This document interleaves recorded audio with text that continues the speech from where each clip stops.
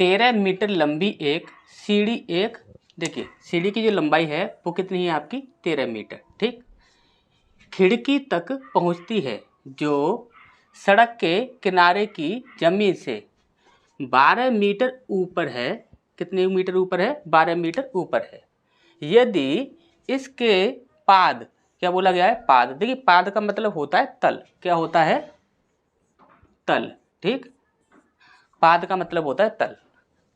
तल को उसी बिंदु पर रखते हुए सीढ़ी को सड़क के दूसरे ओर से लगाया जाए तो यह खिड़की तक 5 मीटर, खिड़की तक 5 मीटर ऊंचाई तक पहुंचती है। सड़क की चौड़ाई ज्ञात कीजिए। सड़क जो है उसकी हमें चौड़ाई ज्ञात करनी है। ठीक, अब यहाँ पर ध्यान से समझिए, यहाँ पर होता क्या है कि जैसे कि यहाँ पर ये आपका एक सड़क है और इस सड़क पर यहाँ पर मान लेते हैं कि ये क्या है? एक बिल्डिंग है और इस बिल्डिंग में यहाँ पर एक खिड़की है। ठीक, ये एक खिड़की है। अब इस खिड़की से क्या होता है कि एक सीढ़ी लगाई जाती है इस प्रकार से। उसने बोला है 13 मीटर लंबी एक सीढ़ी, यानी कि ये जो सीढ़ी है ये आपकी 13 मीटर लंबी है। कितने मीटर? 13 मीटर। उसके बाद बोला गया है कि जो आपकी खिड़की जो है वह कहाँ पर है? 12 मीटर ऊंचाई पर है। यानी कि यहाँ से और यहाँ तक की जमीन तक की जो दूरी है वो कितनी है आपकी? 12 मीटर बोली गई है। ठीक, कितनी बोली गई है? 12 मीटर। अब यहाँ पर क्या बोला गया है? दूसरा पॉइंट है, यदि इसे पाद का मतलब होता है तल, यानी कि ये सीढ़ी जो रखी हुई है यहाँ पर, ये इसका क्या हो गया? तल हो गया। ठीक, तो पाद को उसी बिंदु पर, यानी कि इसी बिंदु पर जहाँ पर ये रखी हुई है उसी बिंदु पर रखते हुए सीढ़ी को सड़क के दूसरी ओर से लगाया जाए। यानी कि यहाँ पर क्या किया गया है कि ये जो सीढ़ी है ये इस प्रकार से रखी हुई है और इसे क्या किया गया? इस प्रकार से यूँ रखा गया और यूँ रखने के बाद बोला गया है सीढ़ी को सड़क के दूसरी ओर से लगाया जाए तो यह खिड़की तक 5 मीटर ऊंचाई तक पहुंचती है। यानी कि 5 मीटर ऊंचाई तक पहुंचती है। यानी कि उसका कहने का मतलब ये है कि यहाँ पर तो एक मकान यानी कि एक बिल्डिंग थी ही। अब मान लीजिए कि यहाँ पर एक बिल्डिंग है, यहाँ पर इस प्रकार से एक बिल्डिंग है और यहाँ पर एक ये क्या है?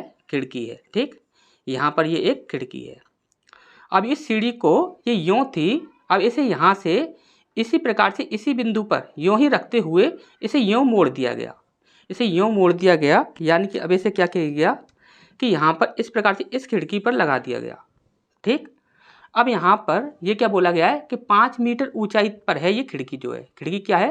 5 मीटर की ऊंचाई पर है। यानी कि यहाँ से यहाँ तक की जो ऊंचाई है वह 5 मीटर है। अब यहाँ से हमसे पूछा गया है कि सड़क की चौड़ाई ज्ञात कीजिए। यानी कि यहाँ से यहाँ तक की जो सड़क की ये जो दूरी है ये हमें निकालनी है। ठीक, अब आपको अच्छे से पता है कि ये जो बिल्डिंग जो होगी वह एक सीधी रेखा में होगी। ठीक, और इसके बाद ये जो ज़मीन है ये भी आपकी एक सीधी रेखा में है। जब ये दोनों ही सीधी रेखा में हैं तो यहाँ पर क्या होगा? आपका 90 डिग्री का एंगल बनेगा। यानी कि आप कह सकते हो कि यहाँ पर क्या होगा? 90 डिग्री का एंगल बनेगा और यहाँ पर भी आपका 90 डिग्री का एंगल बनेगा। ठीक, दोनों ही साइड 90 डिग्री का एंगल बनेगा। यानी कि दोनों ही साइड अगर यदि 90 डिग्री का एंगल बनेगा तो ये जो है ये भी आपका एक समकोण त्रिभुज है और ये भी एक समकोण त्रिभुज है। ठीक, अब यहाँ पर आप देखोगे तो आपने समकोण त्रिभुज में एक ट्रिपलेट पढ़ी होगी जो होती है 5, 12 और 13। ठीक, अब यहाँ पर देखिए ये है आपकी 12, ये है आपकी 13, तो ये कितनी हो जाएगी? आपकी 5 हो जाएगी। ठीक, अब यहाँ पर ये जो आपकी 5 है और सीढ़ी जो है, सीढ़ी की लंबाई तो आपकी सेम ही रहने वाली है, तो ये आपकी 13 हो जाएगी। जब ये आपकी 5 है, ये आपकी 13 है, तो ये कितनी हो जाएगी? 12 हो जाएगी। ठीक, तो यहाँ से लेकर यहाँ तक की दूरी तो आपकी ये 12 हो गई और यहाँ से लेकर यहाँ तक की दूरी ये आपकी 5 हो गई और यहाँ से लेकर यहाँ तक की हमसे टोटल पूछी गई थी, तो 12 और 5 कितने हो गए? टोटल हो जाती है आपके 17। तो 17 मीटर जो है वह चौड़ाई है सड़क की। ठीक, तो यहाँ पर ऑप्शन देखिए, यहाँ पर ए ऑप्शन है जो कि बिल्कुल सही है। ठीक, तो नेक्स्ट क्वेश्चन की ओर बढ़ते हैं। इसका नेक्स्ट प्रश्न है हमारे यहाँ बोला गया है एक स्विमिंग पूल को 3 टैंक कौन से हैं? ए, बी और सी के माध्यम से 10 घंटे में भरा जाता है। कितने घंटे में भरा जाता है? 10 घंटे में भरा जाता है। टैंक सी जो है वह टैंक बी से दुगना तेज है। इसके बाद बोला गया है और टैंक बी जो है वह टैंक ए से दुगना तेज है।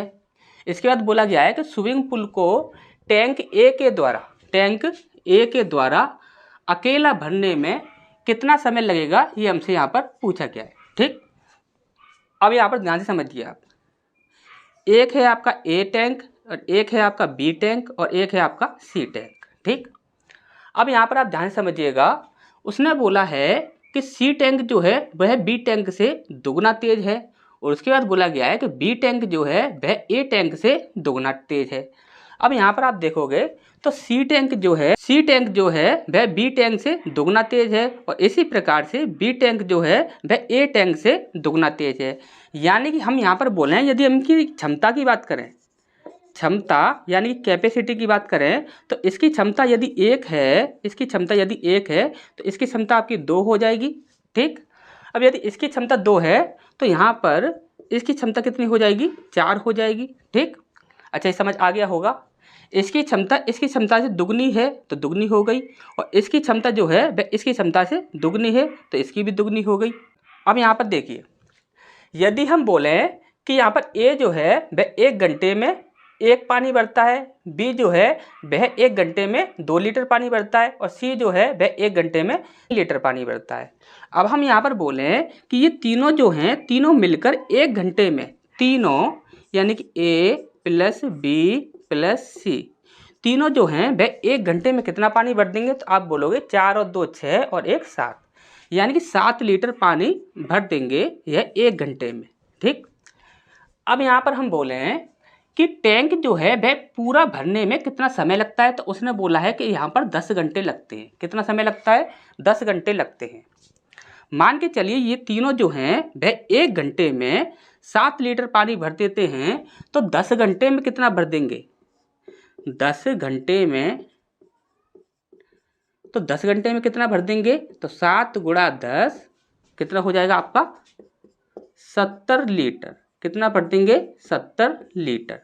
यानी कि आप ये कह सकते हो कि जो आपका स्विमिंग पूल जो है उसकी जो क्षमता है वो कितनी है, 70 लीटर। ठीक, क्योंकि उसने साफ साफ बोला है कि ए बी सी जो हैं वह 10 घंटे में पूरे स्विमिंग पूल को भर देते हैं। यानी कि यदि वे 1 घंटे में 7 लीटर भरते हैं तो 10 घंटे में कितना भर रहे होंगे, 70 लीटर भर रहे होंगे।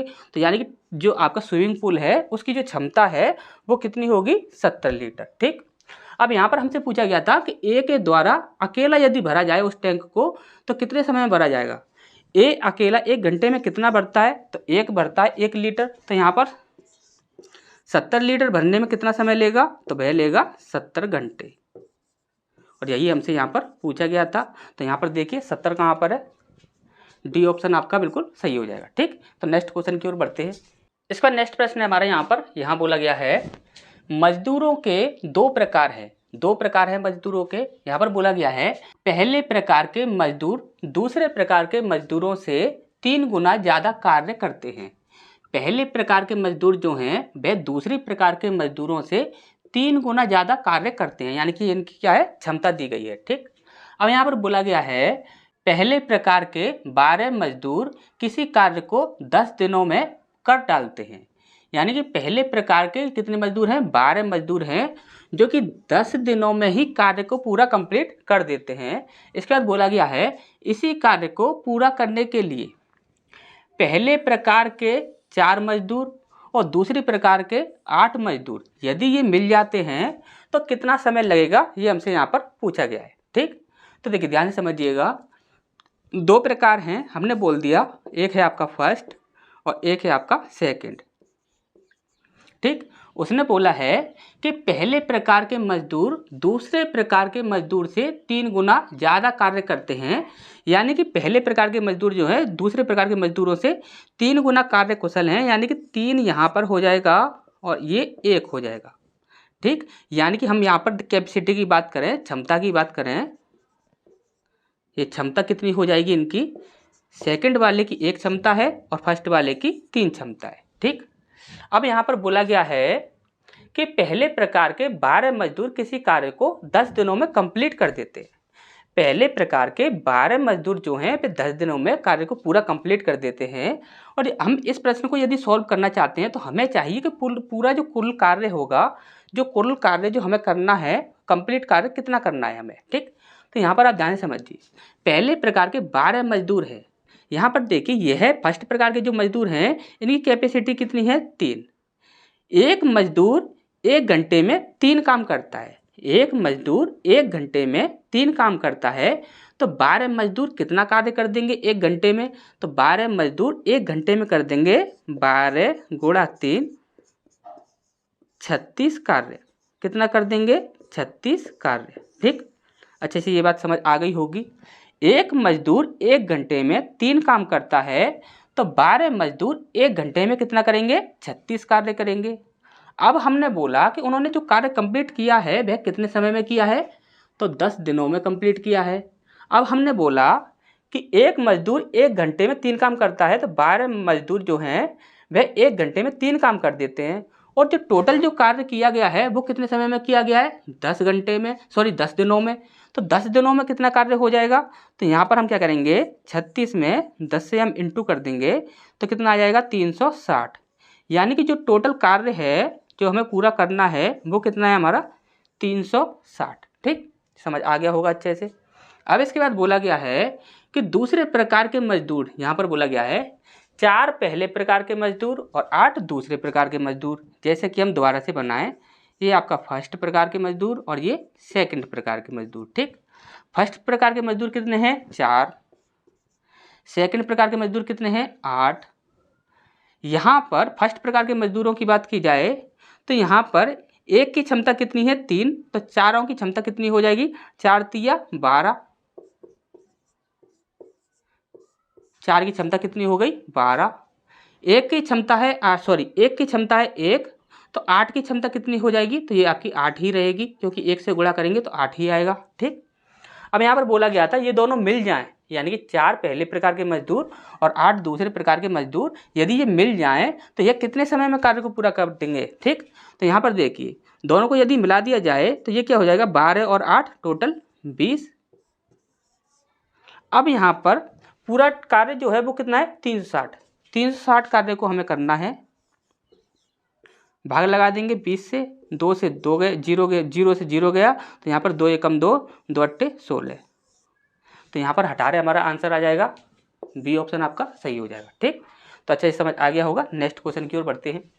इस पर नेक्स्ट प्रश्न है हमारे यहाँ बोला गया है निम्नलिखित में से कौन सा सही है। सबसे पहला दिया गया है आपका 29/6 बड़ा है 43/12 से। इसका दूसरा दिया गया है 29/6 बराबर है 43/12 के। इसके बाद बोला गया है 29/6 छोटा है 43/12 से, या फिर 29/6 बराबर है 53/12 के, ठीक। तो यहाँ पर चेक कर लेते हैं। सबसे पहले ऑप्शन को देख लेते हैं। यहाँ पर दिया हुआ है आपका 29/6 और यहाँ पर दिया गया है आपका 43/12, ठीक। अब यहाँ पर देखिए जो कट रहा है उसे काट लेते हैं। जैसे कि यहाँ पर आप देखोगे तो ये 6 दूनी 12 हो जाएगा। अब यहाँ पर आपको क्या करना होता है, यहाँ पर बना आ गया आपका, क्रॉस मल्टीप्लाई करना होता है आपको। 2 का इसमें करेंगे तो 9 दूनी 18 की 8 हासिल लगी 1, 2 दूनी 4 और 1 5, कितना आ गया आपका 58। यहाँ पर 1 से इसमें करेंगे तो ये कितना आ जाएगा आपका 43। अब बड़ा कौन सा है 58, तो यहाँ पर क्या होगा 29/6 बड़ा हो जाएगा 43/12 के। और यही हमसे यहाँ पर बोला गया है 29/6 बड़ा है 43/12 के, तो यही हमारा सही आंसर हो जाएगा, ठीक। अच्छे से समझ आ गया होगा। नेक्स्ट क्वेश्चन की ओर बढ़ते हैं। इसका नेक्स्ट प्रश्न है हमारे यहाँ बोला गया है यदि a + 1/a = 3 हो तो aq + 1/aq =, ठीक। तो देखिए हमने आपको थ्योरी वाली क्लास में क्या बताया था, हमने आपको बोला था यदि x + 1/x = k है तो x³ + 1/x³ यदि आपको निकालना है तो इसकी शॉर्ट ट्रिक होती है कि ये जो आपका k दिया गया है, k को आपको क्या करना है, इसका q करना है -3k, इतना आपको करना होता है, ठीक। अब यहाँ पर देखिए k की जगह पर कितना है आपका 3, तो 3 का हम क्या करेंगे q कर देंगे -3 × k कितना है 3, ठीक।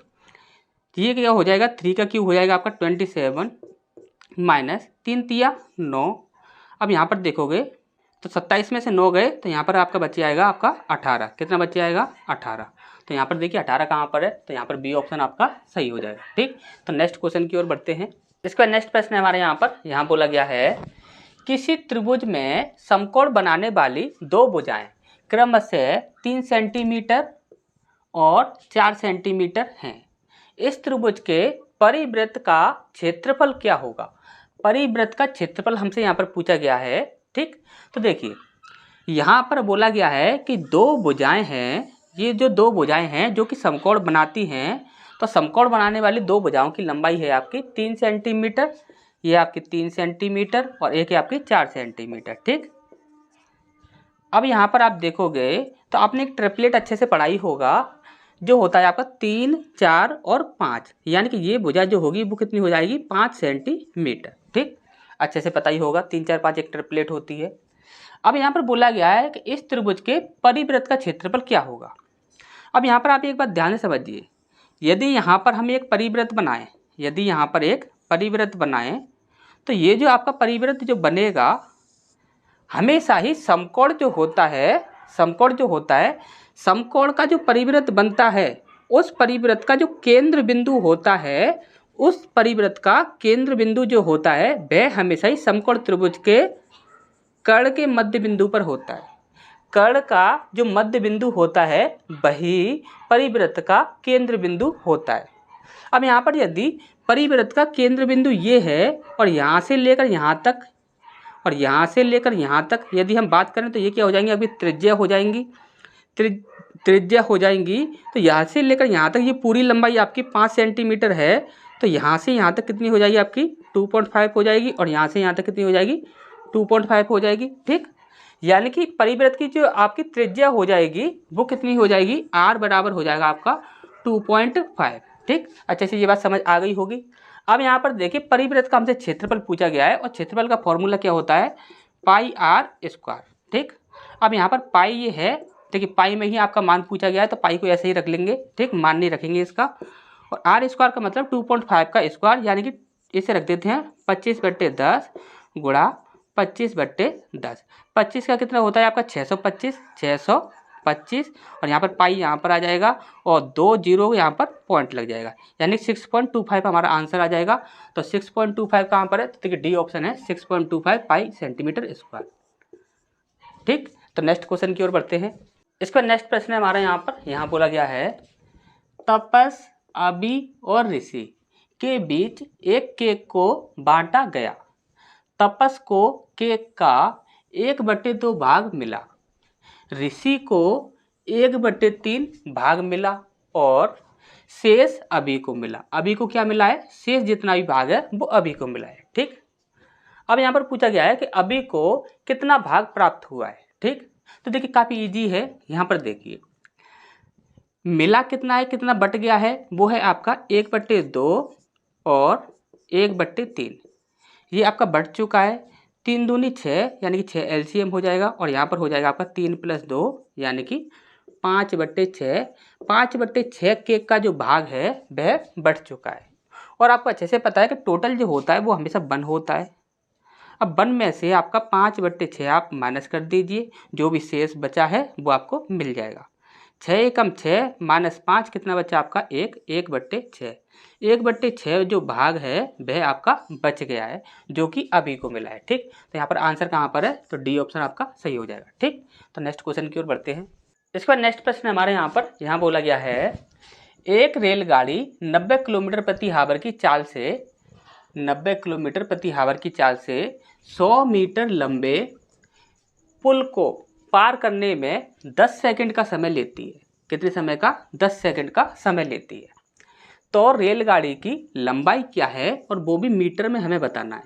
ठीक, अब यहाँ पर आप ध्यान से समझिए, यदि हम कुल दूरी की बात करें, कुल दूरी, तो कुल दूरी हो जाएगी आपकी रेलगाड़ी की लंबाई और साथ ही साथ आपकी पुल की लंबाई। यहाँ पर 100 मीटर लंबा तो आपका पुल दिया गया है, 100 मीटर लंबा तो आपका पुल दिया गया है और हमने बोला कि रेलगाड़ी की जो आपकी लंबाई है वो है आपकी x मीटर। ठीक। तो यहाँ पर हमारी जो कुल दूरी हो गई वो कितनी हो गई आपकी 100 + x मीटर, ठीक। अब इसके बाद हमने बोला कि यहाँ पर चाल कितनी है, चाल की हम यदि बात करें तो चाल है हमारी 90 किलोमीटर प्रति आवर, लेकिन यहाँ पर हमें जो आंसर देना है वह मीटर में देना है, ठीक। मीटर में आंसर देना है तो हमें क्या करना होगा, इसे मीटर प्रति सेकंड में चेंज करना होगा। तो यानी कि 90 गुणा छोटे में कन्वर्ट करना होगा तो यहाँ पर क्या होगा 5/18, और यदि बड़े में कन्वर्ट करना होता तो यहाँ पर हो जाता 18/5, ठीक। तो देखिए 18 पंजे 90 और 5 25, यानी कितना हो जाएगा आपका 25 मीटर प्रति सेकंड। ये आपकी चाल बन गई, ठीक। समय की बात करें तो समय कितना है, तो समय है आपका 10 सेकंड, कितना 10 सेकंड। अब हमें क्या निकालना है, दूरी निकालनी है। किसकी दूरी निकालनी है, रेलगाड़ी की, ठीक। रेलगाड़ी की लंबाई निकालनी है तो यानी कि दूरी ही निकालनी है। तो दूरी बराबर क्या होता है, तो दूरी बराबर क्या होता है, तो देखिए दूरी हमारे पास कितनी है, तो दूरी है आपकी 100 + x। तो यहाँ पर रख देते हैं हम 100 + x = दूरी बराबर होता है चाल गुणा समय। तो चाल कितनी है आपकी 25 मीटर प्रति सेकंड, 25 मीटर प्रति सेकंड, और इसके बाद समय कितना है 10 सेकंड, 10 सेकंड, ठीक। तो 25 दारे 250 होता है, 100 इधर चला जाएगा तो ये माइनस में हो जाएगा, यानी कि x का मान कितना आ जाएगा, तो वो आ जाएगा आपका 100 को माइनस कर देंगे 250 में से तो बचेगा आपका 150, ठीक। तो 150 मीटर जो है लंबी ट्रेन है, ठीक। तो 150 देखिए तो बी ऑप्शन आपका सही हो जाएगा, ठीक।